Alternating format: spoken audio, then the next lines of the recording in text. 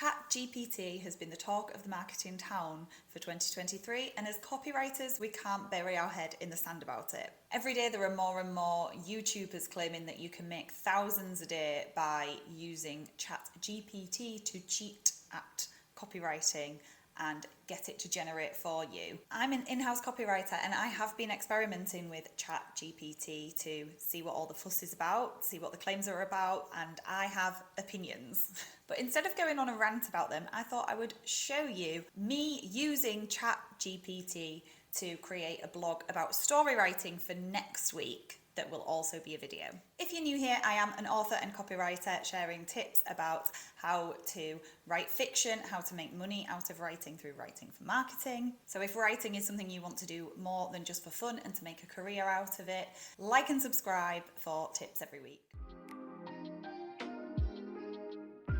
So I'm currently in the process of pitching my first book, and as a little bit of a distraction from the pitch rejections, I've decided to start writing the second. So because obviously writing a book is a mammoth task, it would be a feature-length video if I did the whole thing in one go. I'm going to write a blog about the first 3 steps of the Snowflake Method. So I put into ChatGPT, write a blog about using the first 3 steps of the Snowflake Method to write a book. Let's break it down piece by piece. The title it's given me is Crafting Literary Masterpieces, Unveiling the Magic of the Snowflake Method's First 3 Steps. Now, for someone who isn't a writer, might read that and think, oh, that's really impressive. A computer's been able to do that. Like, it's got quite big buzzwords, like you're going to write a masterpiece and it's unveiling the magic. But, this title to me is too long. In a world where all our attention spans are zapped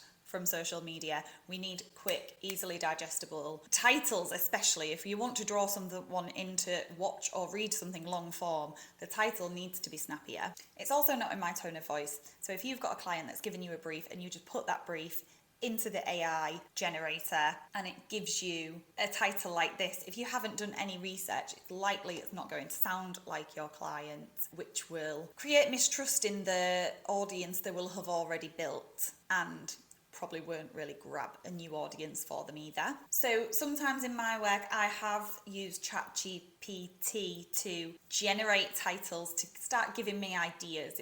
I think it's easier than looking at a blank page to have ideas there to work with, but I've never actually used one of the ideas they've given me. And something I've noticed that I can't just show you in this one video, we're just using one example, but I've been using this a few months now and it seems to give me the same words, like this is to unveil the magic. In work, we've been doing a lot of webinars and it says, unleash the potential, unleash this, unleash that, unveil this, unveil that. So there is clearly a tone of voice ChatGPT, I think, has itself, and that's not useful if everyone suddenly started using it. The internet will get really, really samey. So in a world that's going to be saturated with much of the same, you can really show off your skills as a copywriter and be the copywriter that gets hired by doing your research in the brand tone of voice of the client that you want to work with. If they don't have a brand tone of voice communicated very strongly yet, it could be a small business you work with, that's your opportunity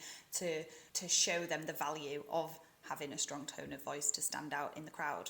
So that's what the computer's given me. How would I change it? I'd want to make it about the reader. So instead of saying, crafting literary masterpieces, unveiling the magic of the Snowflake Method's first 3 steps, I would just say how to use the Snowflake Method to get your book written. It might sound more boring to the untrained ear, but it does what it says on the tin. People pick up with a how-to. They know what they're going to get. They're going to get instructions. And so it will make it really clear who my target audience is. So let's have a little look at the introduction that it gave us to the blog. Writing a book is a remarkable journey that requires careful planning, creativity, and dedication. The process can be both thrilling and daunting, especially for aspiring authors seeking a structured approach to bring their ideas to life.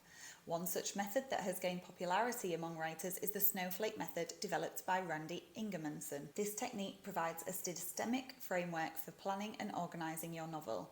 In this blog, we'll delve into the first 3 steps of the Snowflake Method and explore how they can pave the way for a well-structured and captivating literary work. Whew! Okay, so knowing the Snowflake method quite well, this is accurate. It's not telling a lie. It's quite engaging. I'm glad that it actually references the person who has written the Snowflake method. It's too long for an introduction. Again, going back to people's attention span, it's very wordy. It's 1, 2, 3, 4, 5, 6. It's 7 lines long, and to see that on a page, imagine it then being on a mobile phone screen. People get turned off by big chunks of text. It should be a lot more digestible. So I would take some facts it's given me there to put into my own introduction, but I would still have to rewrite a whole introduction. So then it goes into the 3 steps. And again, these are the 3 steps that I've followed, and it is written differently to the main Snowflake blog, the one that you will find if you Google the Snowflake method by Randy Ingemanson himself. They are accurate, but it's quite adverb heavy. For example, things are seemingly simple and profoundly impactful. I think that overuse of adjectives and adverbs is something we're encouraged to do at school for GCSEs to show that we have a broad range of vocabulary. But then when you get older, especially when you then go into marketing, it feels a bit amateur. Like, by trying to sound so articulate can then have the adverse effect that you sound a bit waffly and amateur, and mostly people just want you to get to the point. One thing that I thought was interesting is that it does use an example of writing a fantasy novel, and I wonder if ChatGPT has just made up this example or derived it from the internet somewhere, because that is quite freaky that it can just create fiction if it has done, or if it's ripped it off from someone, where's it ripped it off from in the internet? And that's one thing that I thought humans have the edge over, in that if I tell you about the Snowflake method, I can tell you how I'm using it with the example of my novel, and then this does give examples, but will people be wise to the fact that it isn't real? So my conclusion, I think it has created a mediocre blog that explains the Snowflake method to people. If you're a brilliant copywriter out there trying to do your best work, you've no doubt already experimented with ChatGPT already and found that you've had to rewrite everything yourself to make it good. If you're a good copywriter, perhaps maybe not that experienced yet, you might have used it as a tool to give you some inspiration. Maybe you have kept some example sentences that it's given you, but had to elaborate and seen how you're able to tweak it and personalize it more. So it's a good place to start. And if you're a bad copywriter, perhaps if you've fallen into this job by accident, you don't really care, it might be that you would just churn this out as work as your own. But if you're a bad copywriter, you probably haven't got that far into this video because you're not interested in developing the craft that much. But for all copywriters, I think it can be a good research tool, especially if you are taking on new clients or starting in a new industry that you don't know much about. It can be used as a research tool. However, having said that, I want to caveat that by saying I did ask it to write a blog for me for my day job about the key features our product provides, and it did list features that we have, but it didn't really describe what they do completely accurately. So if you are researching for a client or for your new job that you're working in-house at, I would fact check with your colleagues and with your own website itself. So what about the claims that you can earn hundreds and hundreds of pounds a day by churning out loads of copy on ChatGPT? I take them with a pinch, a spoon, maybe a litre of salt, because yes, while you can use it as a tool, it might make your job a little bit quicker in the research and ideation stage. It's not going to make it so quick that you're going to be able to churn out the quality of content that you'd need to churn out in order to make that money. And if you did manage to persuade some clients to do that and rip a few people off, you'd soon get a reputation because they would soon be savvy to that.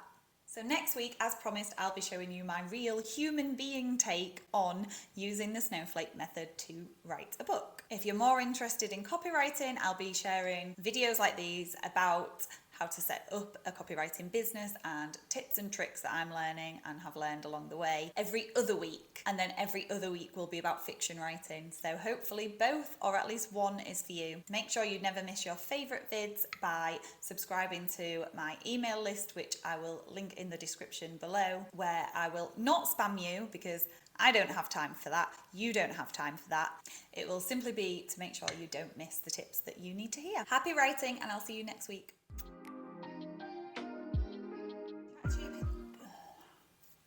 ChatGPT has been the talk of the marketing town for 2023 and has ChatGPT. I can't speak words. ChatGPT. Using ChatGPT. GTPT.